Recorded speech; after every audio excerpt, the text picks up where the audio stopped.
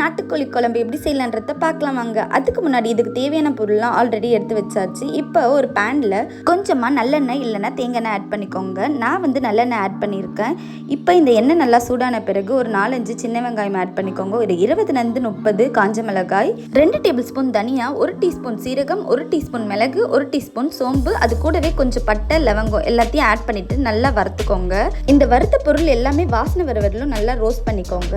Next வந்து இது நல்லா ஆறின பிறகு ஒரு மிக்சி ஜாரில் போட்டுட்டு நல்லா அரைச்சி எடுத்துக்கோங்க. கொஞ்சம் கொஞ்சமாக தண்ணி விட்டு அரைச்சிக்கோங்க. நிறைய தண்ணியும் விட வேண்டாம், அதே மாதிரி கொரப்பாகவும் அரைக்க வேண்டாம். நல்லா மழைன்னு அரைச்சி வச்சுக்கோங்க. பார்த்தீங்களா, இப்போ இந்த மசாலாவும் ரெடி ஆயிடுச்சு. இன்றைக்கி நம்ம ப்ரெஷர் குக்கரில் சமைக்க போகிறோம். அதனால ஒரு ப்ரெஷர் குக்கரில் 1 டேபிள் ஸ்பூன் நல்லெண்ணெய் ஊற்றிக்கோங்க. அந்த எண்ணெய் நல்லா சூடான பிறகு பட்டை லவங்கம் சோம்பு தேவையான மசாலா பொருள்லாம் சேர்த்துட்டு கூடவே வந்து ஒரு 3 பெரிய வெங்காயத்தை நீட்டாக கட் பண்ணி சேர்த்துக்கோங்க. உங்ககிட்ட சின்ன வெங்காயம் இருந்தால் அதுவும் சேர்த்துக்கோங்க. இந்த பெரிய வெங்காயத்து கூடவே கொஞ்சம் சின்ன வெங்காயமும் ஆட் பண்ணால் இன்னும் டேஸ்ட் நல்லாயிருக்கும். எங்கள் வீட்டில் சின்ன வெங்காயம் இல்லை, அதனால நான் வந்து பெரிய வெங்காயம் மட்டும் எடுத்திருக்கேன். இது நல்லா வதக்கிக்கோங்க. இந்த வெங்காயம் நல்லா வதங்கட்டும். இது கூடவே ஒரு கைப்பிடி அளவு கருவேப்பிலை அதையும் சேர்த்துட்டு நல்லா வதக்கி விட்டுக்கோங்க. இந்த வெங்காயம் நல்லா வதங்கணும். ரொம்ப கோல்டன் ப்ரௌன்லேயும் இருக்க வேணாம், அதே மாதிரி ரொம்ப கண்ணாடி பழத்துலையும் இருக்க வேணாம். ஓரளவுக்கு மீடியமாக வதக்கிக்கோங்க. இது கூடவே 1 டீஸ்பூன் இஞ்சி பூண்டு பேஸ்ட் அதையும் சேர்த்துட்டு நல்லா வதக்கிக்கோங்க. இந்த இஞ்சி பூண்டு பேஸ்ட் நல்லா பச்சை வாசனை போகிற வரைக்கும் வதக்கிக்கோங்க. இந்த இஞ்சி பூண்டு பேஸ்ட் பச்சை வாசனை போன பிறகு ஒரு 3 தக்காளியை பொடியாக நறுக்கி அதையும் சேர்த்து நல்லா வதக்கிக்கோங்க. இந்த தக்காளி நல்லா வதங்கணும். இது கூடவே கொஞ்சமாக ஒரு 1/4 டீஸ்பூன் மஞ்சத்தூள் அதையும் ஆட் பண்ணிக்கோங்க. இந்த தக்காளி நல்லா வதங்கின பிறகு இந்த ஸ்டேஜில் பார்த்தீங்கன்னா நம்ம ஆல்ரெடி ஒரு முழு கோழியை கடையிலேயே கொடுத்து க்ளீன் பண்ணி வாஷ் பண்ணி வச்சுருக்கோம். வீட்லேயும் வந்து ஒரு வாட்டி வாஷ் பண்ணியிருக்கோம் மஞ்சத்தூள்லாம் போட்டு. அந்த நாட்டுக்கோழியை வந்து ஆட் பண்ணியிருக்கோம். இது எனக்கு தெரிஞ்சு ஒரு 1-1.5 கிலோ இருக்கும். நாட்டுக்கோழின்றது பார்த்து தான் வாங்கணும், ஏன்னா வந்து ஒரிஜினல்னு சொல்லிட்டு ஏமாத்திடுவாங்க. ஸோ கொஞ்சம் கேர்ஃபுல்லாக வாங்குங்க. இப்போ வந்து பார்த்திங்கன்னா இதுக்கு தேவையான உப்பும் சேர்த்துட்டு நல்லா கலந்து விட்டுக்கோங்க.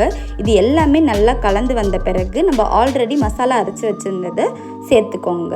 சேர்த்துட்டு அதையும் நல்லா வதக்கி எடுத்துக்கோங்க. நாட்டுக்கோழி சமைக்கணுன்னாலே வந்து மசாலாலாம் அரைச்சி வச்சாதான் அதோட டேஸ்ட்டே ரொம்ப சூப்பராக இருக்கும். அதுலேயும் பார்த்தீங்கன்னா அம்மியில் அரைச்சி வச்சு சாப்பிட்றதே ஒரு தனி டேஸ்ட்டு தான். நம்ம வீட்டில் அம்மி இல்லை, அதனால மிக்சியில் தான் அரைச்சிருக்கோம். இந்த ஸ்டேஜில் இதுக்கு தேவையான சுடு தண்ணி ஊற்றிக்கோங்க. பச்சை தண்ணி ஊற்றவே ஊற்றாதீங்க, ஏன்னா வந்து பச்சை தண்ணி ஊற்றும் போது அந்த சிக்கன்லாம் வந்து பார்த்திங்கன்னா வந்து ரொம்ப சாஃப்டாக இல்லாமல் ஹார்டாகிடும். சுடு தண்ணி ஊற்றினா தான் அந்த சிக்கன் நல்லா சாஃப்டாக ஆகும். இப்போ பார்த்தீங்கன்னா இது நல்லா கொதி வந்துடுச்சு. இது நல்லா கொதிக்கட்டும். இந்த ஸ்டேஜில் உப்பு காரம் எதனா வந்து பத்தலையான்னு செக் பண்ணிக்கோங்க. இங்கே வந்து கொஞ்சம் காரம் கம்மியாக இருக்குது, அதனால் நம்ம வீட்டு மிளகாத்தூள் சும்மா கொஞ்சமாக சேர்த்துருக்கோம். இப்போ இந்த ப்ரெஷர் குக்கரை மூடிட்டு நல்லா ஒரு 5 விசில் வர வரைக்கும் வெயிட் பண்ணி பாருங்கள். பொதுவாக பார்த்தீங்கன்னா நாட்டுக்கோழி கொஞ்சம் தண்ணி குழம்பாக இருந்தால் தான் டேஸ்ட்டாக இருக்கும், சூப்பராக இருக்கும் சாப்பாடெல்லாம் ஊற்றி சாப்பிடும் போது. ஸோ நம்ம கொஞ்சம் தண்ணியாக தான் வந்து செஞ்சுருக்கோம். உங்களுக்கு வந்து கொஞ்சம் கெட்டியாக வேணும்னா அதை ஓப்பன் பண்ணி விட்டுட்டு நல்லா வந்து கொதி வர விடுங்க. 5 விசில் வந்துடுச்சு. இப்போ திறந்து பார்த்தா நம்ம சூப்பரான நாட்டுக்கோழி நல்லா ரெடியாக இருக்குது. பாருங்கள், எண்ணெய்லாம் மேலே பிரிஞ்சு வந்திருக்கு. அவ்வளோதான், நம்ம சூப்பரான நாட்டுக்கோழி குழம்பு ரெடி. வாங்க சாப்பிட்லாம். நீங்களும் ட்ரை பண்ணி பார்த்துட்டு உங்களோட ஃபீட்பேக்கை கமெண்ட் பண்ணுங்கள். உங்களுக்கு இந்த வீடியோ பிடிச்சிருந்தா லைக் பண்ணுங்கள், ஷேர் பண்ணுங்கள், மறக்காமல் சப்ஸ்கிரைப் பண்ணுங்கள். பாய்.